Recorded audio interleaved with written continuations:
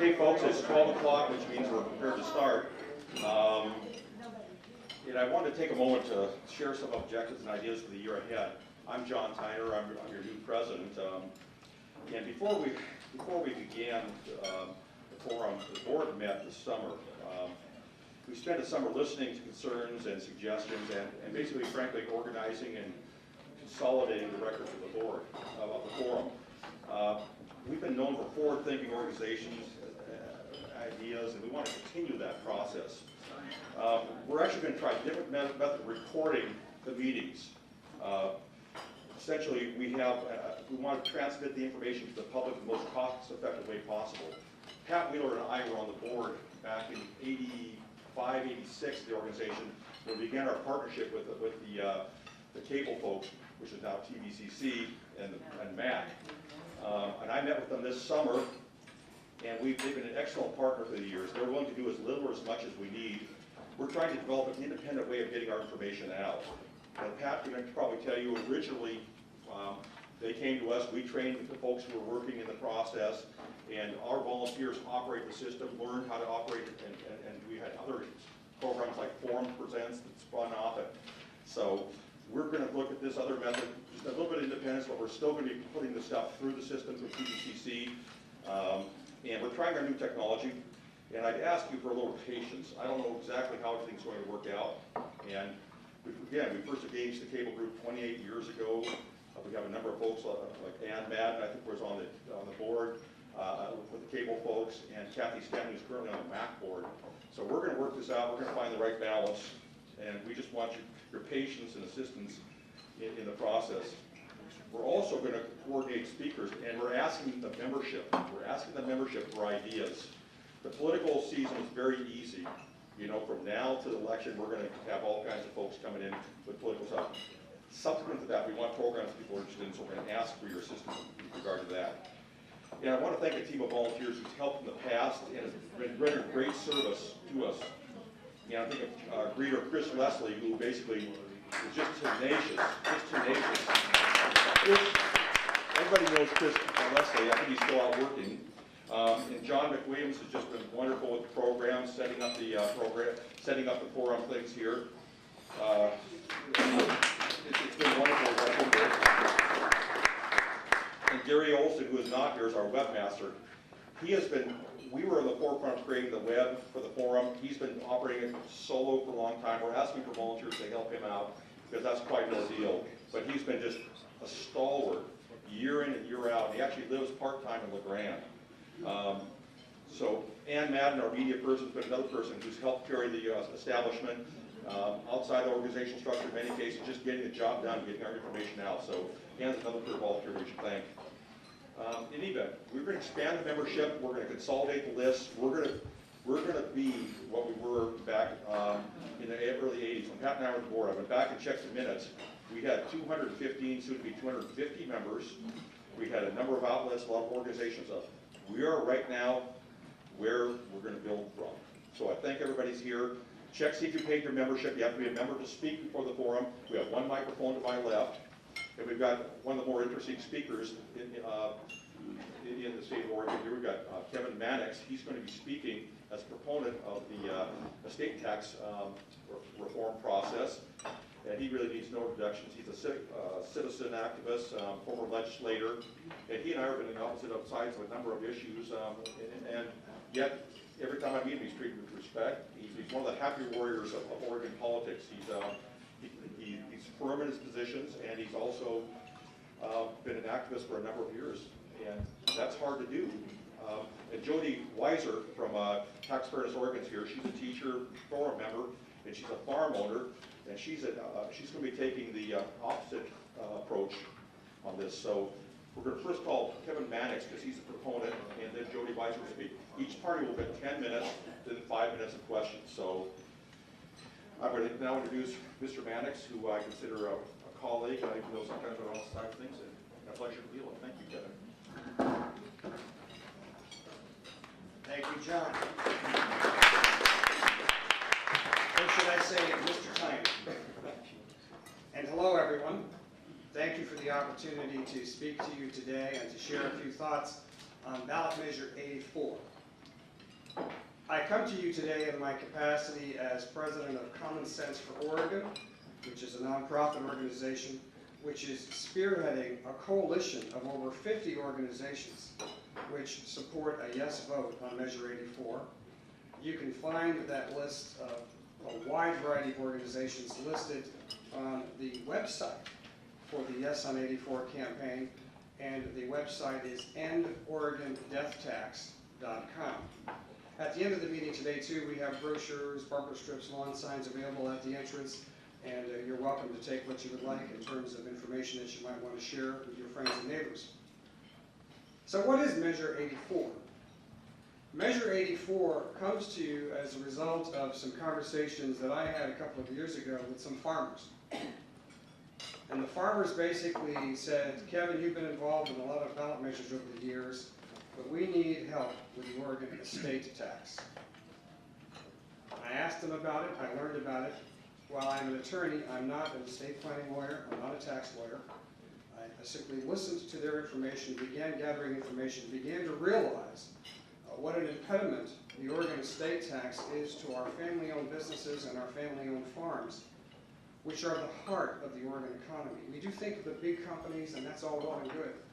But if you go out to any community, you'll find that the heart of the work that's being done in Oregon, the majority of jobs which are available in Oregon, come from family-owned businesses, family-owned ranches, family-owned farms. Now, a movement began in the United States in about 2001, 11 years ago, to deal with estate taxes. And since 2001, and by the way, in 2001, all 50 states had estate or inheritance taxes. In the last 11 years, as I speak to you today, 31 states have eliminated their estate or inheritance taxes. The most recent states which have acted on it have been pretty clear that the reason they've done so is because they want to protect jobs and businesses, but also, and this is the important part because it's an essential issue, of fairness. The fairness issue comes to us because the estate tax is a double tax.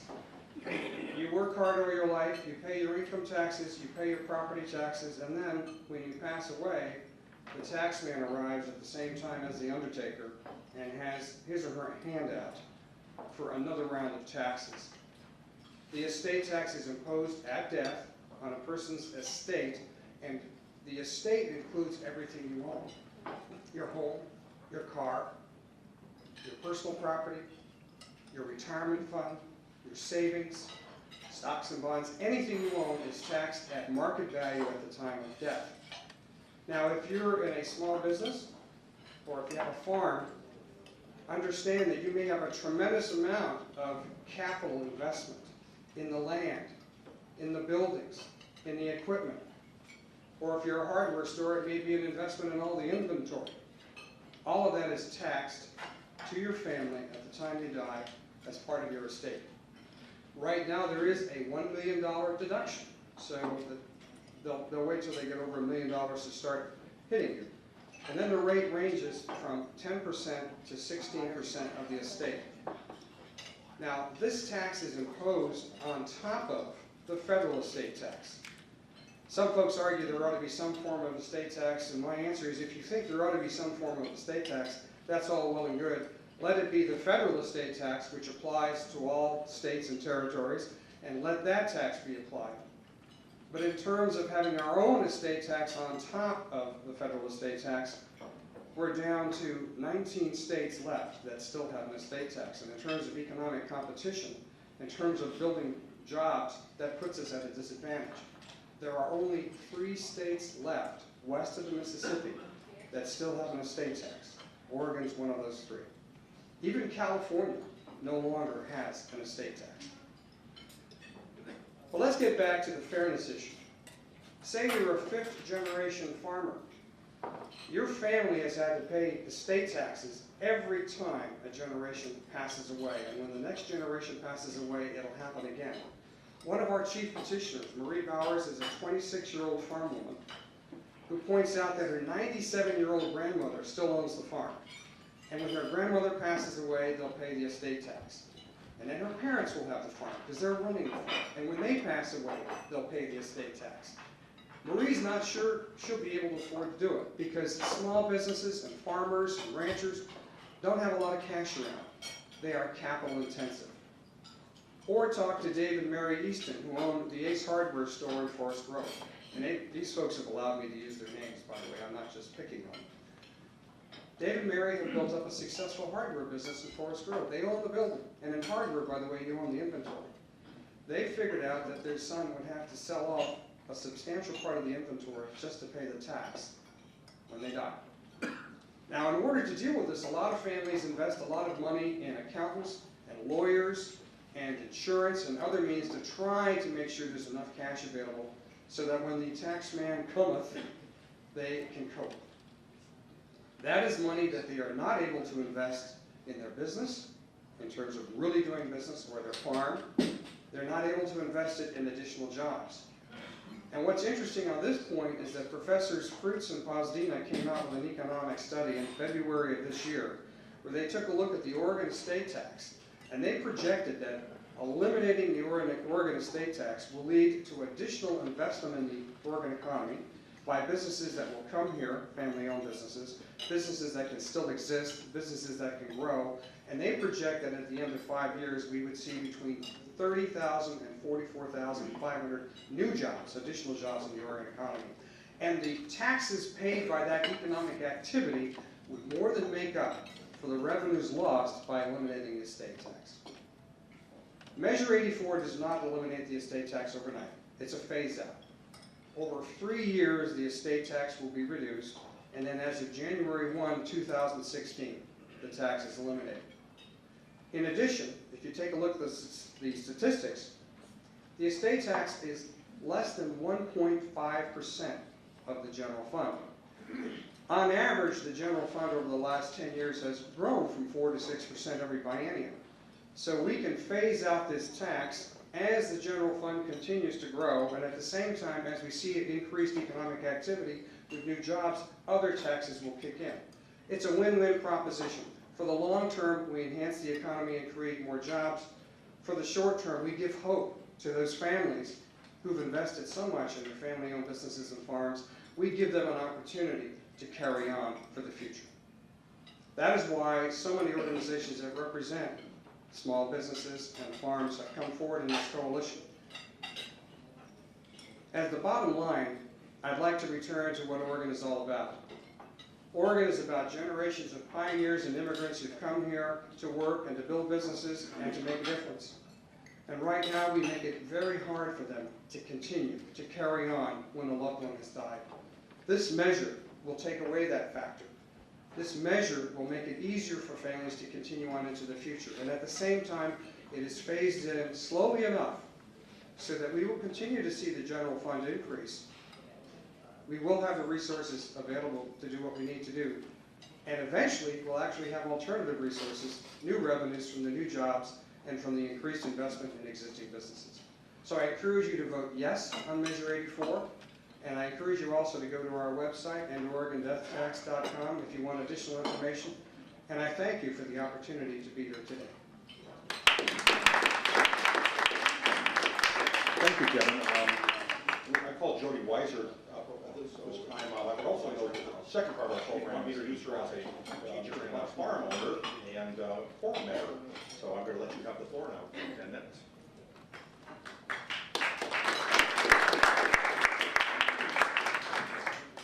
I'm actually a former farm owner. Former farmer, yes.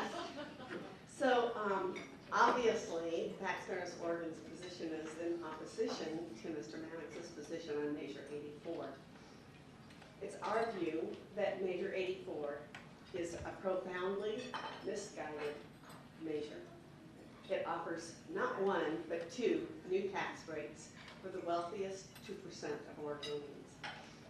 If this 100 squares equals all families in Oregon, these right here, these two are the only ones that are going to benefit from the measure, the two parts of the measure that Measure 84 is. Well, we're at a time where wealth inequality is what it was back in the Great Depression. correction. So Measure 84 would actually exacerbate that. The two parts are the estate tax, which Mr. Manick spoke to, and also a phase out of the income tax and its elimination for certain kinds of sales. So who actually does the estate tax impact? Well, as you look around the room, ask yourself how many of us are families with more than $2 million, because if a family doesn't have more than $2 million, they're not going to pay any estate tax. The estate tax would be only on that part over $2 million. If you're a single person, it would be $1 million. Let me give you an example. A couple has about $3 million. That's actually the size of the typical Oregon estate that pays the estate tax. So the couple has $3 million, and they meet with their lawyer and they do their planning, and it costs a couple $1,000. When the first one dies, they pass their assets and their $1 million exemption to their partner. When the second person dies, the executor adds up everything. If it's still $3 million after they subtracted any debts they have for credit cards or mortgages, the cost of settling the estate, and any charitable donations. So let's assume after that there's still $3 million left.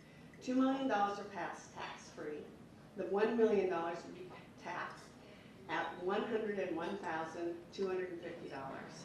So the heirs of this estate are going to get virtually $2.9 million. This really isn't a problem. This is quite a blessing that they're getting. If we tax lottery winners, why would we not choose to tax birth lottery winners? Because that's basically what we're dealing with. So only 2% of estates pay. Given this, we see no compelling reason to eliminate the estate tax. Certainly not now, when our state is in crisis. The proponents make several erroneous claims. You just heard talk about double taxation. Well, first, almost all of the taxes we have are on transfer goods. Property tax is about the only exception. That kind of comes every year because we're getting services like fire protection, county sheriff protection, and some school funding out of that property tax. But most all other taxes happen when you transfer something. And what's happening upon death is a transfer. There's a transfer from one generation that's been paying its taxes to another generation. And it's just typical. If I earn a salary from someone, they pay taxes on their money. I get money. When I pay taxes on it, I spend it at Sig's store, and he pays taxes on his profits. That's how we do it. So there's really nothing unusual about taxing what we inherit. But on top of that, a huge piece of what is in an estate is assets that have never been taxed because there's been capital gains. For instance, my father bought farmland for $300 an acre. When he died, it was worth $3,300 an acre. That $3,000 of gain had never been taxed. So the estate tax is a way to tax that. If some people say, well, why don't we just use capital gains tax on that income instead? The problem is, it'd be really hard for my children to go back and figure out what the basis is for the building that I inherited from my dad. You know, what was the basis for that? What would they use? They wouldn't know, and that's why CPAs and tax attorneys agree that if we're going to have a tax at that point in time, it's best to do it just on the value at that time. And then the heirs get a step up in basis. So when they receive the property, it has a basis at their point of receipt. So if they go to sell it, you know, shortly thereafter, they know what their gain is. It's usually would be very little.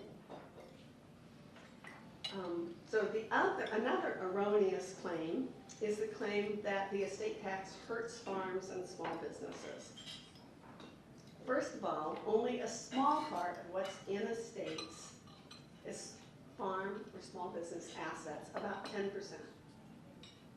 Most of what's in estates, so here's our farm and small business assets, Most of what's in estates is stocks and bonds, real estate, including everything from homes to commercial buildings, and cash. After those things, you get to small business assets.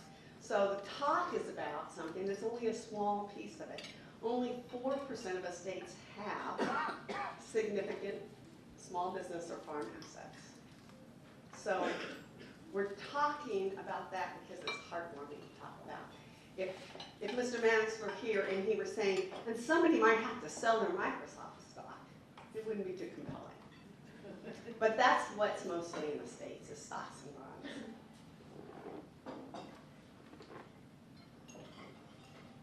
So in addition to that, the Oregon legislature has tried to address farms and forest families' interests, also fishing families, but they haven't found any that would affect, by writing new law that would protect virtually all farm and forest owning families in Oregon.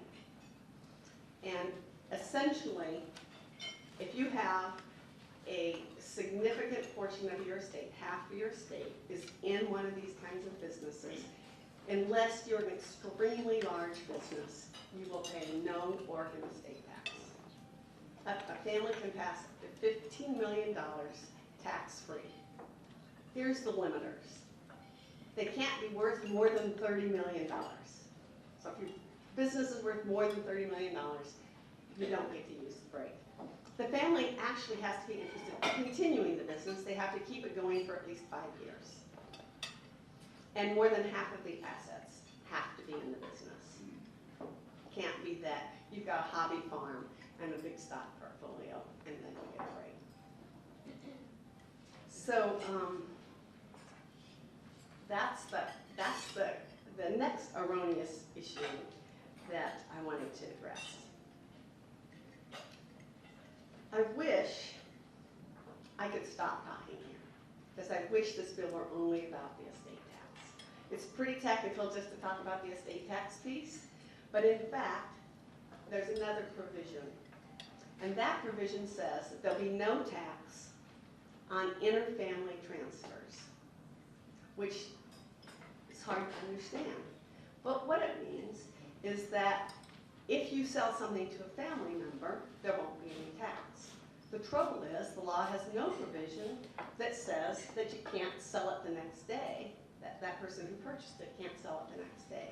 So it becomes a loophole through which any wealthy family is going to drive their capital gains income. In fact, in talking to CPAs, they've said, we could be taken to court if we don't tell our wealthy clients about this when they're selling assets. Because we have a fiduciary duty to inform them of the things that they can do. So here's how it would work. An owner has something they want to sell. So it could be that Microsoft stock, or it could be 1,000 acres of timberland. They find a buyer. They know the buyer is going to pay them $1 million for it. So they establish a price. First, they sell that asset to their child, or to their brother, or to their parent. And the day after they sell it to the parent for an IOU, it's sold to the real buyer. First sale isn't taxed, where all the gain is because it was to a family member. The second sale is for the $1 million. So there's no gain there, so there's no tax, and the family has just avoided taxes, paying any state income taxes on that gain. So who benefits from Measure 84? It's the top 2%. They're who pays the estate tax, and they have 75% of the capital gains. So both parts of the bill are focused on the top 2%. The estate tax currently brings in $100 million a year, enough for 1,200 teachers. Capital gains tax brings in $400 million a year. We don't know how much it'll be used. My guess is it'll be used more than the estate tax. It'll be more expensive to the state. Both are significant resources that provide revenue to our general fund, and the general fund is what pays for everything from teachers to troopers. If it passes, it means there'll be more cuts in these services, or there'll be more taxes for everybody except the top 2%. Thank you.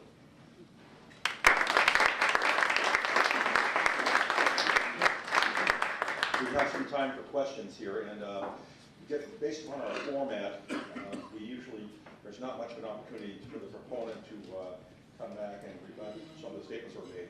Do you have any questions? You can use the question, I think, if we have time to respond in some manner like that. I see Forrest Soap approaching the microphone, followed by Kathy Stanton.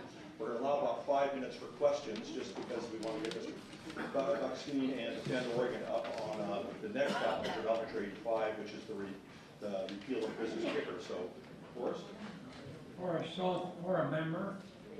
My question is, it appears from what I've seen, heard both sides, that if you're under $3 million, there's no tax available. The small businesses, farms, $3 million or more is where this tax applies. Am I correct?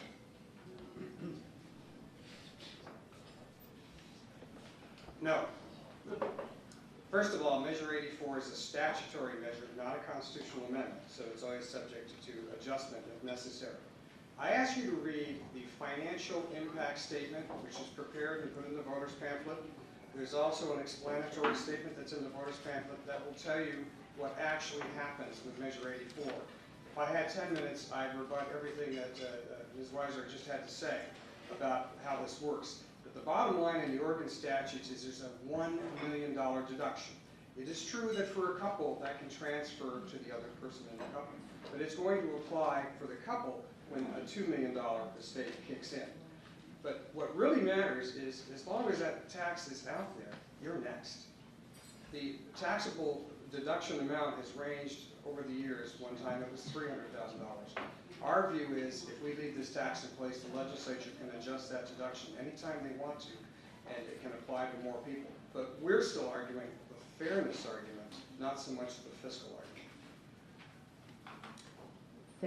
Did you want to say something on that? Kathy Stanton, foreign member.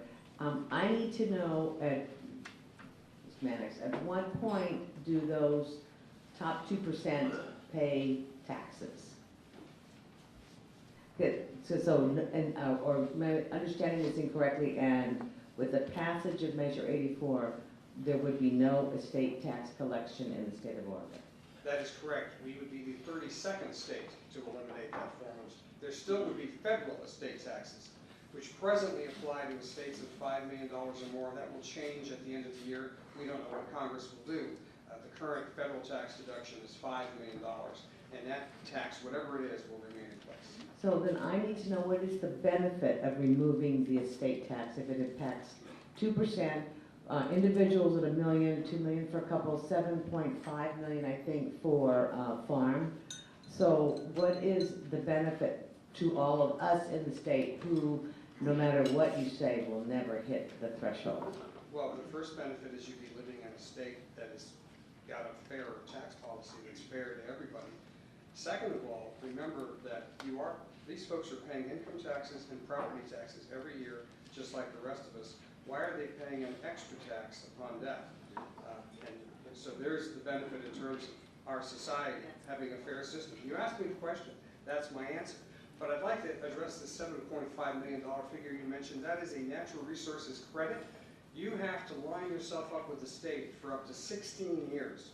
You have to be lined up with the state for between 5 and 8 years before you die, following all kinds of statutory requirements, and then your family has to follow the state requirements for 5 to 8 years after you die, from 10 to 16 years, where you meet the state's requirements, and then they might approve the credit. And the problem being that they can change that at any time, so most farmers tell me that credit doesn't mean anything to them. Do you want to respond, Ms. Weiser? So the CPAs that I've spoken to who deal with farm accounts say this is that the natural resource credit is easy to use. The reason it's 5 years before or 5 years and 5 years after is they wanted families that were actually operating businesses, not just owning businesses. And the extra 3 years on each side is in case the family can't find somebody to be involved in the business for 3 out of 8 years. So it's just being more generous to these businesses, not less generous to these businesses. Lee, was your question pretty quick, or? Yep. Very good. We'll cut it off at the, Yeah. sorry, we're gonna run out of time. Lee Coleman, forum members. Mr. Mannix, it's always a pleasure to see you. Thanks for being here. You mentioned that the state estate tax is on top of the federal. However, as I understand the law, the state death tax is a deductible on the federal income tax. So you get a credit or a deduction. Is that not the case? That is the case, and further, back in 2001, when the tax law around the estate tax changed, every state had an estate tax. What happened is they phased out the sharing that used to go on with the states. It used to be, you figured out your federal tax, and then the state wanted to have an estate tax, they could take 10 to 16%.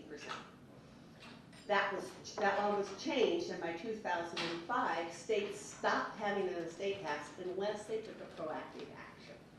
Oregon took proactive action.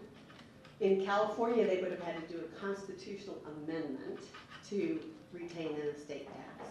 So what happened is, in a lot of states, they didn't take action. It's not that they chose, really. It didn't have the capacity in their legislature to move a bill forward.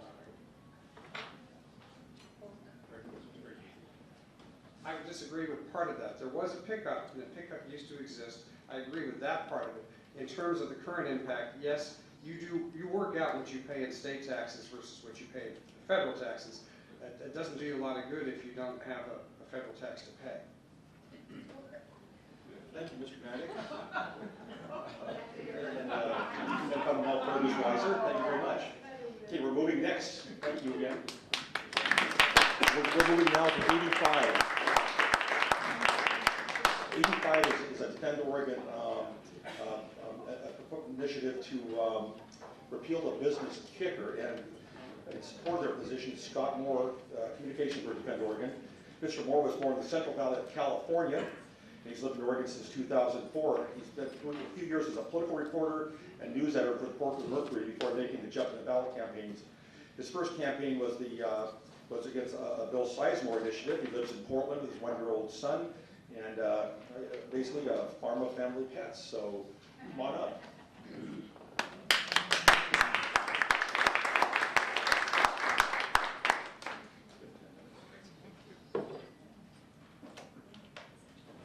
Thanks for having me. Again, I'm Scott Moore, I'm the Communications Director for Our Oregon, and working with Defend Oregon on this ballot measure campaign. We're doing 2 things. One is that we're actually running the coalition campaign against Measure 84, which you just heard all about. And we gathered signatures to get Measure 85 on the ballot. We began signature gathering in April of this year, and we gathered more than 200,000 signatures from Oregonians to reform the corporate kicker and put those dollars, when it kicks, into K-12 schools. We really see these measures as very linked.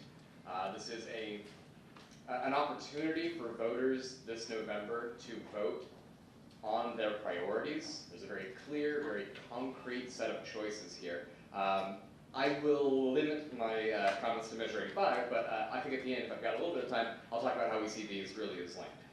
I probably don't have to tell anybody in this room that our schools are in a state of crisis. I don't think there's any other way to describe what our students, teachers, and parents are facing every day. This last week was the first week back to school for most students in Oregon, and what we've seen is that the crisis of overcrowded classrooms has only gotten worse. As many people thought that last year was about as bad as it could get, they returned to school this year to find out there are even more students crammed into their classrooms. There are even fewer educational opportunities available for students. You've all seen the headlines. You know what has happened, and just in Beaverton, there were more than 200 teachers who were laid off as part of overall set of layoffs, it was more than 300, more than 300 teachers and school employees laid off due to budget cuts. And there is one very clear reason for why this is happening, and that's because on the state level, we have cut funding for our K-12 schools. Despite all of the rhetoric that our schools are our priority, since 2007, we are spending more than $500 million less from the state on our K-12 schools per biennium. So what has that resulted in? That's resulted in, again, some statistics that may not be a surprise to you, but I think are important for the context of both of these measures. We have the third largest class sizes in the country. Our class sizes are well above the national average. We're actually about 25% above just the national average. This is based on statistics from the National Center on Education Statistics from 2009-2010. This is the latest year that they have those stats. At that time, when those came out, the Oregonian did an analysis and found out that in order to just be average, just have the average class sizes in the country, we would have needed to hire 9,000 more K-12 teachers.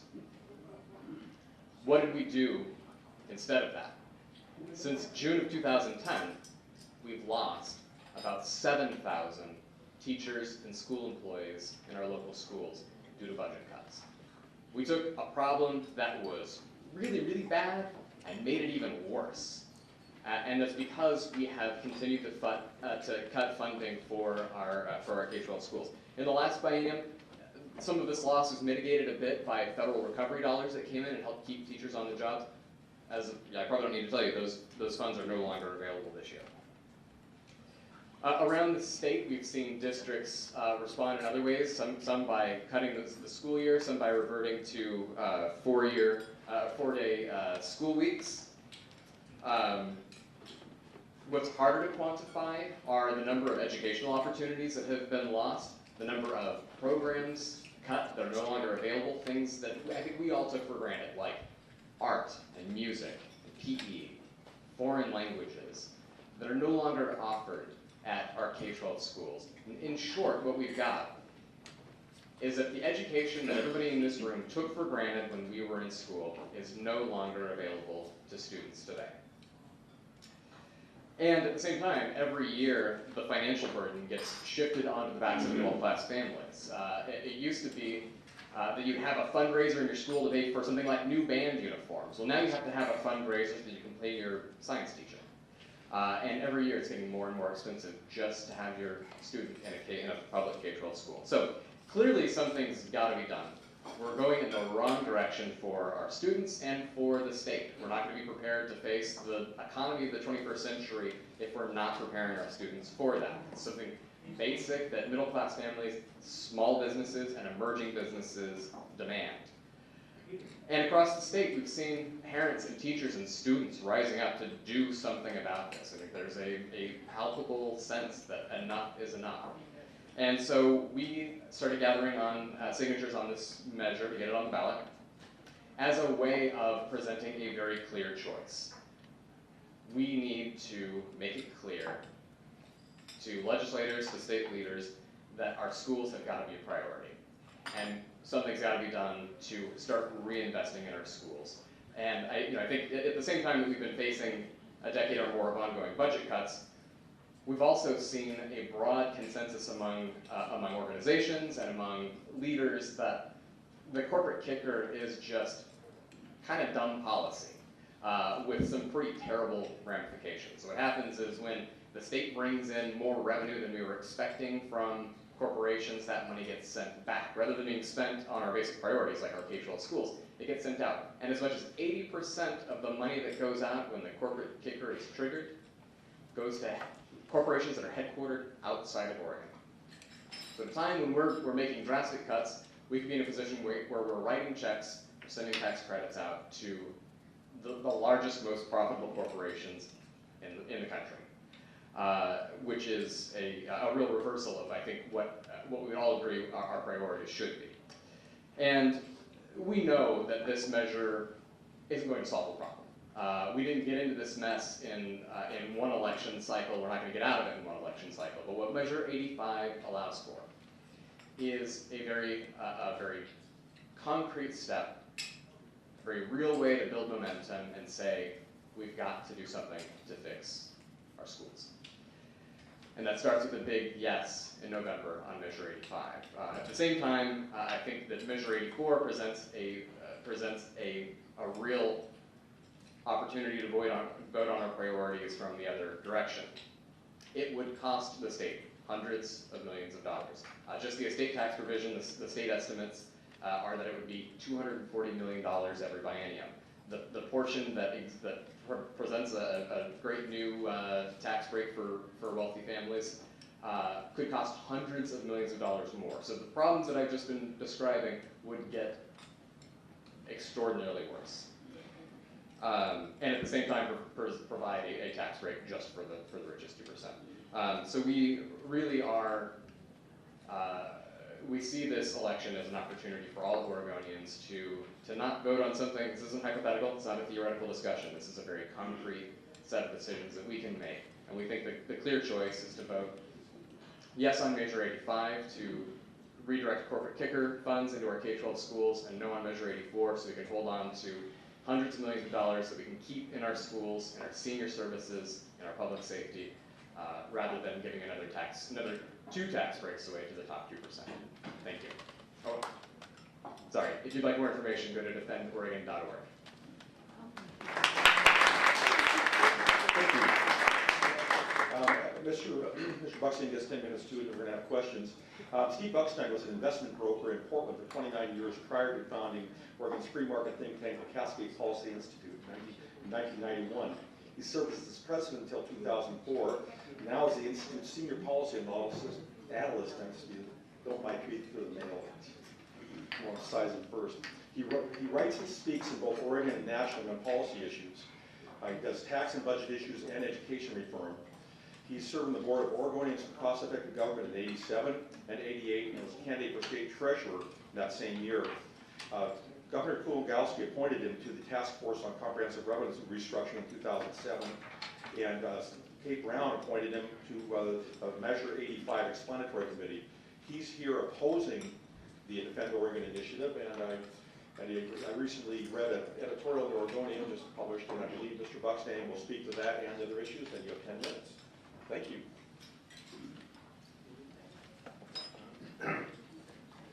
Hello, I'm glad to be here. I've never spoken to the Washington County Public Affairs Forum before, and I'm very glad to do so. First of all, because I always forget, as Scott did about his website, we've got 2 publications you can pick up on your way out. One is an op-ed that I wrote that is on our website called Kicking Education Funding Around. Our website is cascadepolicy.org. And then there's an editorial which just came out in the Sunday Oregonian called Unions versus Business Again. Both of those are out there when you leave if you'd like copies. First of all, contrary to what its supporters may tell you about Measure 85, it will not help Oregon schools get off what they call the financial roller coaster and provide more stability for schools. The corporate kicker is highly uncertain, highly volatile, and a relatively small amount of money compared to the entire public education budget. Scott talked about schools in crisis. We can get into the actual funding, but again, as I'm going to point out in a couple minutes, I don't think that directly relates, unfortunately, to Measure 85. If Measure 85 would actually provide definite benefits to school kids, we might have a serious discussion here and elsewhere about it, but unfortunately it doesn't do that. And the fact that many companies directly affected by Measure 85 are headquartered out of state shouldn't be a reason for anyone to vote yes on the measure. These corporations only pay Oregon income taxes because they provided a good or service to Oregon consumers. That's how they earn their money in Oregon. That's why they pay taxes in Oregon. And just because they'll be the corporations that are directly affected by the measure doesn't mean that others, including people in this room, won't be affected also. That's because corporate taxes aren't paid out of some magical pot of money that a corporation has sitting aside somewhere. They're ultimately paid by individuals like you and me. Corporations may write the tax checks, in this case to the state of Oregon, But the money actually comes from their consumers in the form of higher prices, from their employees in the form of lower compensation or maybe fewer job opportunities, or from their owners in terms of smaller profit checks or dividends in the case of a public corporation, many of which go to our own retirement funds and mutual funds. I agree with the critics who argue that the corporate kicker, the whole kicker system, corporate and personal, makes very little sense. It's terribly difficult to estimate if you're familiar with how the kicker works. The budget over the next 2-year cycle, the revenue the state's going to get over the next 2-year cycle, to within 2%.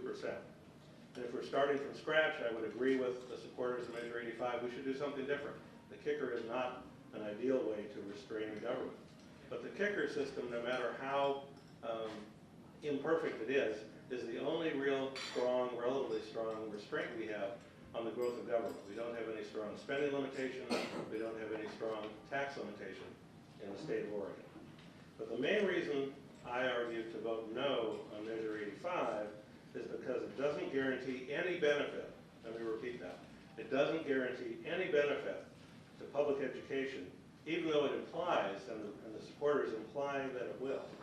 That's because the state general fund, which is where the corporate kicker money comes from, is allocated to various government programs, education, healthcare, corrections, welfare, all at the full discretion of the legislature, the full discretion of the legislature. The so-called other funds in the budget and federal funds that come into the state of Oregon can be dedicated, and generally are dedicated, to specific programs. But the general fund is called that for a reason. It's the only pot of money that the legislators have that they have full discretion over. And right now, roughly, the biennial general fund is, say, $15 billion, but the total budget the state takes in is about $57 billion. So the general fund, again, is even that is a minority of the total state budget. I was appointed by the Secretary of State, as John said, to be on the explanatory statement committee for the measure. That's the statement, one of the statements you'll see in your voters pamphlet. It's the objective statement explanation of what Measure 85 is. And so I read the measure carefully, which oftentimes not a lot of people do, but I have that responsibility. And I was struck by the fact, it looked to me as though the measure didn't guarantee any funding to public education. That was my concern. So when that question was asked, does this measure guarantee, assuming there are future corporate kickers, which is highly uncertain also, does this measure guarantee any additional funding for K through 12 public education? Here's the answer from the Chief Deputy Legislative Counsel. I'll quote this section. Quote, I think the answer to your question is no. Measure 85 does not require the Legislative Assembly to appropriate a total amount of monies from the general fund to K through 12 public education that is greater than what it might appropriate under current law, unquote. Of course, if the measure passes, the legislature will abide by it. If, for example, there's a corporate kicker in the future of $100 million, they will spend that $100 million on public education, but they can then turn right around and back out another $100 million out of what they would have given to public education. That's the way the legislative process works now, and it'll be the way it works after Measure 85 if it passes. Voters, people in this room and people watching on TV, will have no way of knowing if Measure 85 will provide any additional money to public education. And no legislator you talk to today can tell you with any certainty whether Measure 85 will improve or provide any money to public education. Again, the reason is that when there's additional money or apparent additional money in the general fund, that attracts what are called, we all hear the term special interests. Everybody wants the money. And in this case, the people that put the measure on the ballot are the major public employee unions in the state of Oregon, only one of which is the teachers union. The other two primarily have members who are not directly involved in public education. So what do you think is going to happen? Well, we don't know, but I think there's a high likelihood that the unions that put this measure on the ballot will want some or all of that money for their own members, for the programs that their own members work in, instead of public education. Again, this is the way the process works today with any money in the general fund, and it's exactly the same way the process will work if Measure 85 passes. The fact that Measure 85 won't ensure any additional spending in public education should be enough reason for you to vote no, but I think you should also vote no because there are better ways to reform the kicker system. Reform could place all the corporate and the personal kicker. The personal kicker, by the way, is much larger than the corporate kicker. It could put all that money into a rainy day fund, which actually could stabilize funding for education and other public services. That proposal has bipartisan support. Republican Senator Frank Morris and Democratic State Senator Ginny Burdick have both been working on that for some time. Or the kicker, the entire kicker, not just the corporate kicker, could be replaced, totally gotten out of the Oregon Constitution and replaced with a strong spending limitation, which would be tied to something like inflation and population, so the government couldn't grow faster than we're growing. But whichever form of kicker reform you prefer, they are arguably better than Measure 85.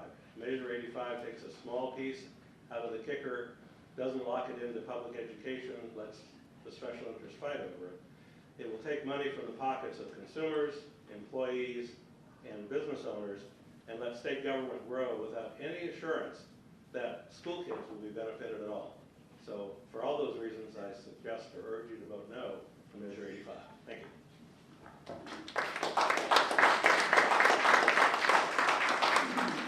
Thank you. Again, we have 5 minutes for questions. The reason is that we have 58 minutes and change with on the TV that we fill. So we can do things after that point if the speakers want to stick around, but there's only going to be 5 minutes more of televised questions. So Mike is to my left. Forrest, as custom, is going first. I'll sit back here and try to monitor. We can keep talking, but nobody outside the room will be listening. Forrest Schultz, forum member again. I have a 3-word solution to the education problem. Repeal Measure 5. I don't know how to put that clearly, but that's where our troubles began in this particular issue. I think what we need to do is the kicker as it stands does not do much of anything biennium by biennium. It depends a great deal upon the economist's forecast and the way that they do things. My question is, for both, is what do you foresee as a method to get us out of this mess? And I mean mess. Just real quick, Chair reserves his right to structure the questions in a manner germane to the presentations of the individual. I think this is related to the kicker, so I guess he's asking for an alternative kicker, so I guess in that sense it's somewhat germane. I'll allow you to speak to it. Feel free to speak broadly on the question, though. Sure. Thank you for your question. I think that, as I mentioned before, we didn't get into this election, we didn't get into this mess in one election. We're not going to get out of it in one election cycle. I think it's going to take a multi-year effort by people who care about protecting our schools and protecting senior services, protecting basic priorities, to come together and find a way to move forward. I think that reforming this piece of the kicker is the first step. But any broad solution that is going to answer is going to fix the crisis that we see and that you're referencing here is going to have to be something that has broad support among Oregonians. It can't be just something that just one elected leader or even an elected body thinks that we can move forward on. It's got to have community support, and so it's about bringing everybody together to talk about what that is. We think that this measure 5 is a good way to get that momentum going.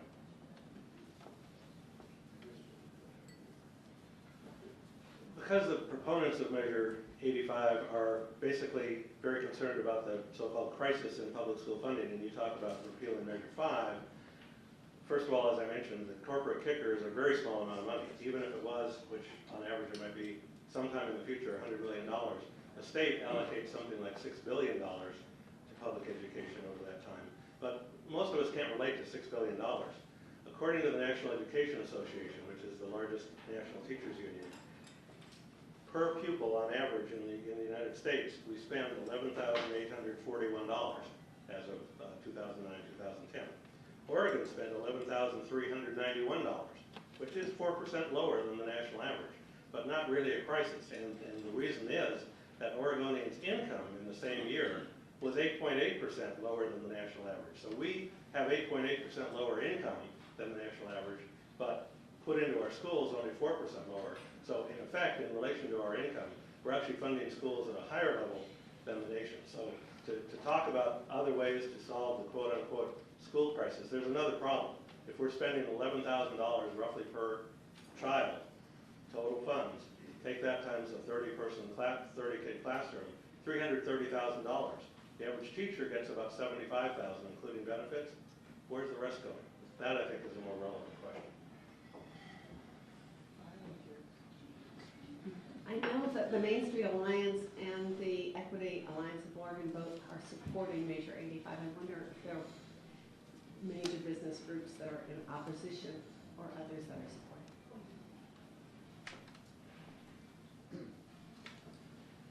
I don't know of any business groups or major groups that are opposing the measure. And again, I'm a policy analyst, not a political analyst.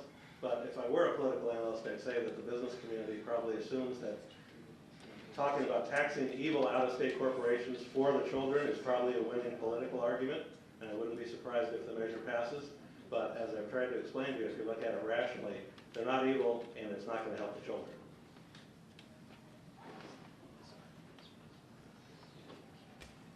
Thanks for the question, Jody. It's true that there are at least a couple of business groups who are supporting Measure 85, and they're doing that for a couple of reasons. One is because they know that no business ever has made a business decision on the basis of whether or not they're going to get a corporate kicker or check. It is by design, it's unpredictable, it's random, it's not something that you can base investments or job creation on. At the same time, we know that what the state needs in order to be a place where businesses can thrive is an educated workforce, basic infrastructure that businesses and families both can depend on. And they understand that when we're making this call, when we're balancing our priorities, that we've got to go with what makes sense for the investments in our schools and our infrastructure over the long haul. Thank you very much to the speakers. We covered the time of the program has to end. Again, the Washington County Public Affairs Forum is a public service. The members of the association, we provide a venue for political views and other views in the community, and it's nonpartisan. It's meant to take some of the vitriol out of politics and bring some of the education and light back into it. So we're going to be winding down here. That doesn't mean the questions have to end. Our speakers, if they want to remain, can remain to deal with those things, or if their schedule doesn't permit, they can leave. So again, forum members, we want your input. We want volunteers. We're trying to turn around a little bit of a downturn in the history of the forum. We're going to be back. We're going to be back strong. We're going to offer a good product. And I thank you for your attendance. And candidate, there are no candidates here at this point in time. Speakers, I really appreciate your coming here and giving this. We're going to disseminate this through the county, plus the media who's here, and a number of folks who actually don't appear. Media folks actually view that and write their articles based upon that. Thank you. This is the formal end of the television portion. It doesn't necessarily have to be the end of the forum itself. Zeke can run it. I have to go to court. Believe it or not, they didn't let me out of court for this. Thank you. John Tyner, forum.